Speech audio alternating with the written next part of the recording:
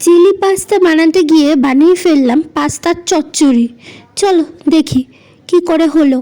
প্রথমে কড়াইটা গরম করে নিয়েছি, তাতে একটু বাটার দিয়ে রসুন আর আদাগুলো যেগুলো ঝিরিঝিরি করে কেটে রেখেছি সেগুলো ভেজে নেব।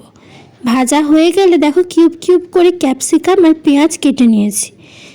কড়াইতে একটু তেল দেব, সাদা তেল দিয়ে পেঁয়াজ আর ক্যাপসিকামগুলো ভালো করে ভাজা ভাজা করে নেব।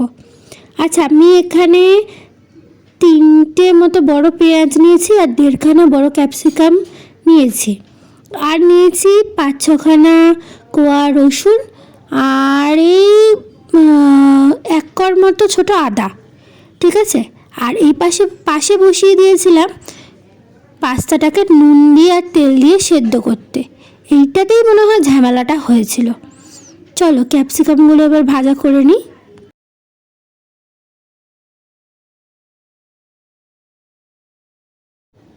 দেখো পুরো ভালো মতো ভাজা হয়ে গেছে।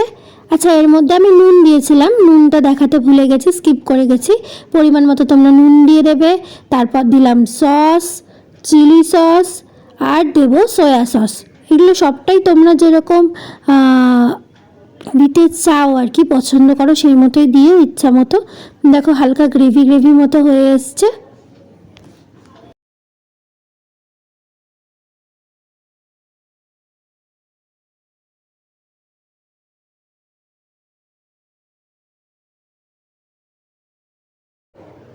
এরপরে দিয়ে দেবো 3 প্যাকেট ম্যাজিক মশলা।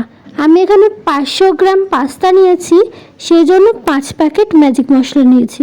3টে এখন ইউজ করব মশলাতে আর 2টো পরে। দেখো মশলাটা দেখলেই কি টেম্পটিং লাগছে, কি লোভ লাগছে তো তোমাদেরও। দেখো এই হচ্ছে আমার পাস্তার অবস্থা। কি হয়েছে বুঝতে পারিনি, মানে ঠিকঠাক আন্দাজ মতো জলটাও গরম করতে পারিনি, তাই গলে গেছে।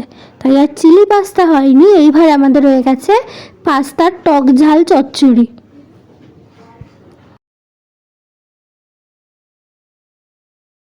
আর চিলিটাকে টক ঝাল কী করে বললাম, আমার বড় জেঠু বলে চিলি ফিশকে মাছের বড়ার টক ঝোল, সেই জন্যই বললাম টক ঝাল চচ্চড়ি। দেখো আরও 2টো ম্যাজিক মশলাটা মিশিয়ে নিলাম। তোমরা একটু বুঝে সেদ্ধ করো গো, নাহলে আমার মতনই অবস্থা হবে। আর এই যে আমার মাদার ইন্ডিয়া চলে এসছে আমাকে হেল্প করতে। আমি এতটা করতে পারতামও না, তাই হেল্প করছে, ভেজে ভেজে দিচ্ছে। আর একদম সবার শেষে আরেকটু বাটার মিশিয়ে দেবে। নাও, হয়ে গেল আমার তৈরি। কি বলবে এটাকে, তোমরাই বলো।